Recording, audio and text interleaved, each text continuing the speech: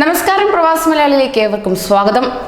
അതിർത്തികളെല്ലാം തന്നെ അപ്രസക്തമാക്കിക്കൊണ്ട് 2 ലക്ഷം കടന്നിരിക്കുകയാണ് corona virus ബാധ, അതായത് COVID-19. ഇതിനോടൊപ്പം തന്നെ അതിർത്തികളെല്ലാം അപ്രസക്തമാക്കി ആഗോളതലത്തിൽ COVID-19 വ്യാപിച്ചു വരികയാണ്.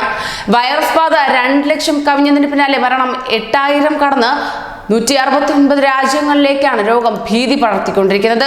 3384 പേർക്കാണ് ഏഷ്യയിൽ ജീവൻ നഷ്ടമായതെങ്കിൽ ബുധനാഴ്ച വൈകിട്ട് 4 വരെ യൂറോപ്പിലെ മരണം 3421 ഉയർന്നു. ഇതേ തുടർന്ന് യൂറോപ്യൻ യൂണിയൻ അതിർത്തികളും അടച്ചു. യൂറോപ്പിൽ നിന്ന് വിദേശയാത്രകൾക്ക് 30 ദിവസത്തെ നിരോധനം ഏർപ്പെടുത്തിയതോടെ പ്രവാസികൾ ഉൾപ്പെടെ ലക്ഷക്കണക്കിന് പേരാണ് അക്ഷരാർത്ഥത്തിൽ അകപ്പെട്ടിരിക്കുന്നത്. യൂറോപ്പിൽ തന്നെ ഏറ്റവും കൂടുതൽ മരണം സ്ഥിരീകരിച്ചത് ഇറ്റലിയിലാണ്. ഇന്നലെ മാത്രം 475 പേരാണ് മരിച്ചത്. രോഗത്തിന്റെ പ്രഭവ കേന്ദ്രം എന്ന് കരുതുന്ന വുഹാൻ ഉൾപ്പെടെ ചൈനയിലെ മരണം 3237 ഉയർന്നിരുന്നു. എങ്കിൽ തന്നെയും അതിജീവനത്തിന്റെ പാതയിലാണ് വുഹാൻ.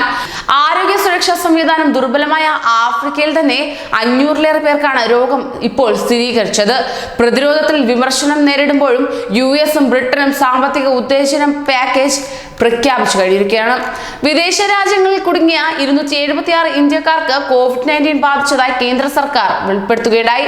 ഇറാനിലെ 255 പേർക്കും UAE-യിലെ 12 പേർക്കും ഇറ്റലിയിലെ 5 പേർക്കും ഹോങ്കോങ്, കുവൈറ്റ്, റുവാണ്ട, ശ്രീലങ്ക എന്നിവിടങ്ങളിലെ ഓരോരുത്തരെയുമാണ് വൈറസ് ബാധിച്ചിരിക്കുന്നത്.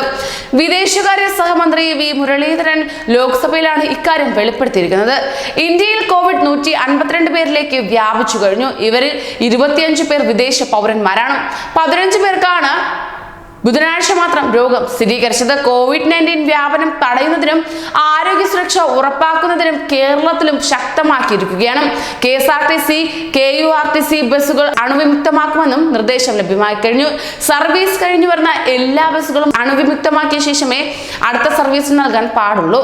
യാത്രക്കാർ, ജീവനക്കാർ തുടങ്ങിയവർ നിരന്തരം സ്പർശിക്കുന്ന ഡോർ ഹാൻഡിൽ, സീറ്റ് ഹാൻഡിലുകൾ, ഗ്രാബ് റെയിലുകൾ, സെന്റർ പോസ്റ്റുകൾ, സീറ്റുകൾ, ഹെഡ് റെസ്റ്റുകൾ, വിൻഡോ സൈഡ് ബാറുകൾ, ഫുട്ബോർഡ് സൈഡിലെ ബാറുകൾ, അകത്തെ ലഗേജ് കാരിയറുകൾ ഉൾപ്പെടെ ബസ്സിലെ എല്ലാ ഭാഗങ്ങളും ലഭ്യമായ അണുനാശിനികൾ ഉപയോഗിച്ച് നല്ലവണ്ണം അടിച്ചു വൃത്തിയാക്കി മാത്രമേ സർവീസ് നൽകാൻ പാടുള്ളൂ. ബസ്സുകൾ ശുചീകരിക്കാൻ നിയോഗിക്കപ്പെടുന്ന ജീവനക്കാർക്ക് മാസ്ക്, കയ്യുറകൾ, ഹാൻഡ് സാനിറ്റൈസർ തുടങ്ങിയവയും ലഭ്യമാക്കുകയും ചെയ്യും. ബ്രേക്ക് ദ ചെയിൻ ക്യാമ്പയിനിന്റെ ഭാഗമായി ജോലിക്കെത്തുന്ന എല്ലാ ജീവനക്കാരുടെയും ഉപയോഗത്തിന് ഹാൻഡ് സാനിറ്റൈസർ, സോപ്പ് തുടങ്ങിയവ എല്ലാ ഡിപ്പോകളിലും പൊതുവായി ലഭ്യമാക്കാൻ നടപടി സ്വീകരിക്കണമെന്നും നിർദ്ദേശം ലഭ്യമായിട്ടുണ്ട്. ഇതേ തുടർന്ന് കർശന നിരീക്ഷണമാണ് കേരളവും പുലർത്തിപ്പോരുന്നത്. ഇത് സംബന്ധിച്ച് എല്ലാ യൂണിറ്റ് ഗ്യാരേജ് അധികാരികൾക്കുമായാണ് എക്സിക്യൂട്ടീവ് ഡയറക്ടറുടെ ചുമതലയുള്ള മെക്കാനിക്കൽ എഞ്ചിനീയർ സർക്കുലർ നൽകിയിരിക്കുന്നത്. കേരളവും ഒട്ടും പിന്നിലല്ല. കൊറോണ വൈറസിനെ പ്രതിരോധിക്കാൻ മുന്നിൽ തന്നെയാണ്. എങ്കിൽ തന്നെയും ഏറെ ആശങ്ക പുലർത്തുന്നത് പ്രവാസികളെയാണ്. നാട്ടിൽ നിന്ന് ഗൾഫ് രാഷ്ട്രങ്ങളിലേക്ക് എത്തിപ്പെടാനോ ഗൾഫിൽ നിന്ന് നാട്ടിലേക്ക് എത്താനോ ഉള്ള ആശങ്കയിലാണ് ഇപ്പോൾ ഏവരും മുന്നിട്ട് നിൽക്കുന്നത്. കൂടുതൽ പ്രവാസി വാർത്തകൾക്കായി ഈ ചാനൽ സബ്സ്ക്രൈബ് ചെയ്യൂ.